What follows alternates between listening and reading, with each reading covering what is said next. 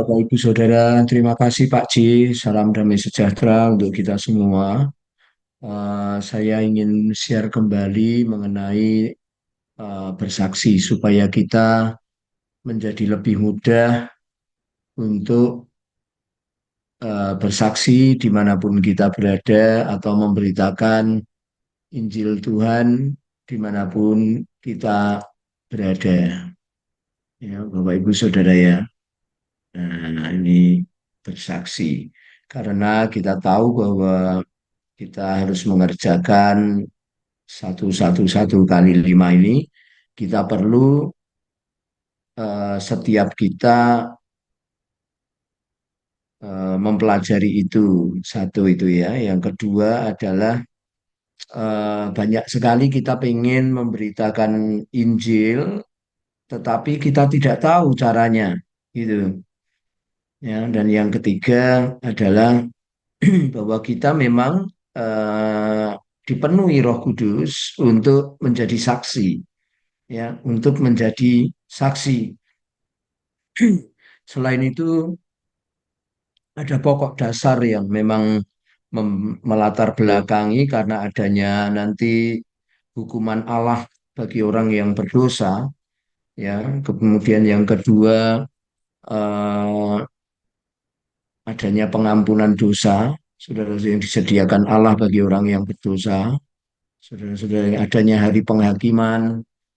Nah, semua itu melatar belakangi kita harus bersaksi, Bapak Ibu Saudara, ya, supaya orang selamat, ya, supaya orang saudara-saudaraku tidak masuk hari penghakiman yang mengerikan itu, gitu, ya. Tetapi mereka dibawa Tuhan kepada pangkuan, mereka dibawa Tuhan ke tempat ke surga yang indah, Bapak Ibu Saudara ya.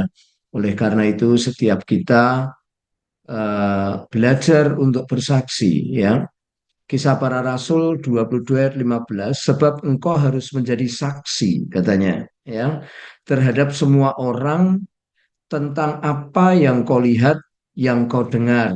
Jadi saksi itu adalah semua apa yang kita lihat dan yang kita dengar, saudara-saudaraku mungkin juga kita rasakan, kita juga mengalami, Bapak Ibu Saudara, itu maka disebut sebagai saksi, Bapak Ibu Saudara semua. Ya, Kisah para Rasul mengatakan sebab engkau harus menjadi saksi, gitu. Jadi sebenarnya sangat mudah karena itu eh, kita mengalaminya, kita melihatnya dan kita mendengarnya, maka kita bisa menjadi saksi. Tidak sulit, Bapak Ibu Saudara, untuk memberitakan Injil Tuhan itu, karena hanya cukup menyaksikan apa yang kita dengar, apa yang kita lihat, itu diceritakan, itu disaksikan. Jadi mudah sekali, Bapak Ibu Saudara ya. Nah, eh, kesaksian, saudara-saudara, ya, awalnya kita mulai mesti harus dengan berdoa, minta kepada Tuhan jiwa-jiwa itu. Saya ingat sekali pada waktu saya pertama kali diajar bersaksi, saya diminta untuk berdoa bagi jiwa-jiwa sampai belas kasih Tuhan itu turun atas kita. Bukan karena kita mau membawa mereka, memindahkan mereka, bukan. Tetapi jiwa-jiwa itu perlu belas kasih Allah. Ya, oleh karena itu motivasi yang paling tinggi adalah itu. Kemudian yang kedua adalah kita mesti kenal lebih dekat, itu lebih mudah gitu. Beberapa waktu lalu sebelum hari ini eh, saya membagikan siapa yang membawa Petrus, siapa yang membawa Andreas, siapa yang membawa saudaraku semua adalah orang-orang dekat.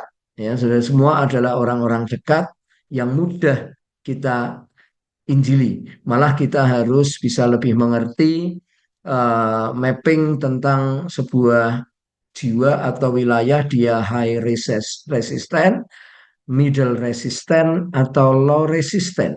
Bapak Ibu Saudara ya, kita harus bisa melihatnya itu gitu. Kemudian yang ketiga, jika sudah dekat, saudara-saudaraku bahas tentang isu atau tren atau kesukaan atau mungkin hobi dan lain-lain, saudara-saudaraku, agar lebih akrab dan lebih nyaman untuk kita menyaksikan. Hindari perdebatan, kita tidak mau berdebat mengenai soal itu, walaupun mungkin kita lihat video-video perdebatan Christian Prince atau yang lain-lain, Bapak Ibu Saudara ya. Tetapi menurut saya juga banyak sekali mereka yang menghujat. Tetapi lebih baik kita masuk dengan soft, dengan lembut, dengan ramah, Bapak Ibu Saudara. Kemudian yang kelima, ceritakan tentang pertobatan kita, bagaimana Tuhan itu eh, mempertobatkan kita, bagaimana Tuhan itu membawa kita masuk kepada hal-hal yang rohani. Dahulu mungkin kita tidak suka yang rohani, sekarang kita menjadi suka. Dahulu kita tidak suka baca firman, sekarang menjadi suka baca firman. Nah, itu kenapa? Bagaimana prosesnya? Nah, tentu Tuhanlah yang membuat kita seperti itu, bukan tangan manusia. Kalau tangan manusia kembali kita menjadi agama. Tuhan Yesus tidak pernah memberitakan agama. Tuhan Yesus memberitakan tentang Injil kerajaan yang menyelamatkan, yang mengubah hidup banyak orang. Nah, yang terakhir adalah jika tidak mau terima, tinggalkan. Kalau mau terima, ya kita doakan. Kita ajak untuk menerima Yesus secara pribadi, diawali dengan mengaku bahwa kita orang berdosa, lalu memanggil Tuhan Yesus di dalam hatinya menjadi Tuhan dan Juru Selamat pribadi, dan memindahkan cara hidup mereka kepada terang Tuhan, kepada kerajaan Allah. Nah, kita melihat contoh, Bapak Ibu Saudaraku, ini contoh yang di Alkitab, bagaimana Paulus menjadi saksi ya di Kisah Para Rasul 22 ayat 4 sampai 8, 4 ayat tapi satu ayatnya cukup panjang. Saya baca untuk kita semua. Dan aku telah menganiaya pengikut-pengikut jalan Tuhan sampai mereka mati. Laki-laki dan perempuan kutangkap dan kuserahkan ke dalam penjara. Jadi Paulus menceritakan ini kepada orang-orang eh, Yahudi, saudara-saudara. Maka judulnya Pelekop itu Paulus di hadapan orang Yahudi. Ya, tentang itu baik imam besar maupun majelis tua-tua dapat memberi kesaksian, dan mereka, aku telah membawa surat-surat untuk saudara-saudara di Damsyik, dan aku telah pergi ke sana untuk menangkap penganut-penganut jalan Tuhan yang terdapat juga di situ, membawa mereka ke Yerusalem untuk dihukum. Tetapi dalam perjalananku ke sana, ketika aku sudah dekat Damsyik, yaitu waktu tengah hari, tiba-tiba memancarlah cahaya yang menyilaukan dari langit mengelilingi aku. Maka rebahlah aku ke tanah, dan aku mendengar suara-suara yang berkata kepadaku, Saulus, Saulus, mengapa engkau menganiaya aku? Jawabku, siapa engkau Tuhan? Katanya, akulah Yesus orang Nazaret yang kau aniaya itu. Bapak Ibu Saudara yang dikasihi Tuhan, kalau kita membaca seluruh pelekopnya, itu menarik sekali. Saulus itu dibawa kepada orang-orang Yahudi yang di situ untuk dihukum, Bapak Ibu Saudara, ya, untuk dihukum. Nah, setelah disesah, Saulus ternyata berbahasa Roma, saudaraku. Jadi mereka tidak jadi, dan dia menceritakan bagaimana dia menjadi Kristen, bagaimana dia mengikut jalan Tuhan, bagaimana Saulus ini pertama-pertama hidupnya diceritakan, dulu dia penganiaya, dulu dia adalah orang-orang yang membawa surat untuk menyesah orang-orang pengikut jalan Tuhan.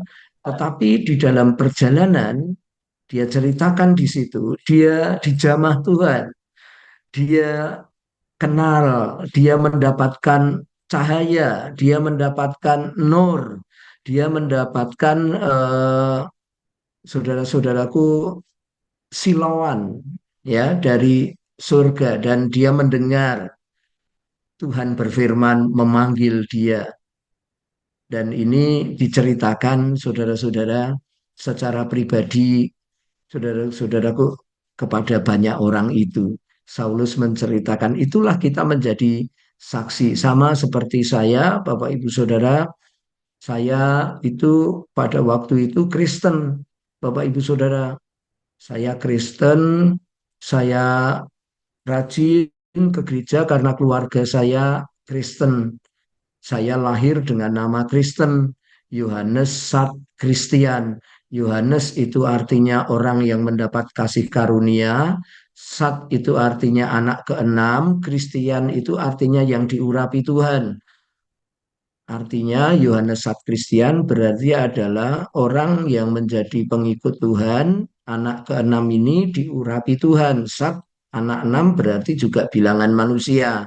Jadi manusia yang diurapi Tuhan itu mendapat kasih karunia.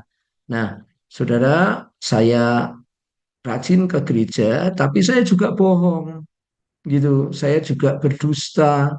Saudara-saudaraku dikasih persembahan Rp50, 25 untuk makan tape dan kerupuk, saudara-saudara 25 untuk persembahan, tapi kadangkala saya pakai jajan semua. Saya berdusta, tapi saya juga di gereja. Saudara-saudaraku, pada waktu SMA, saya dijamah Tuhan. Saya baru kenal Tuhan dan hidup saya banyak berubah.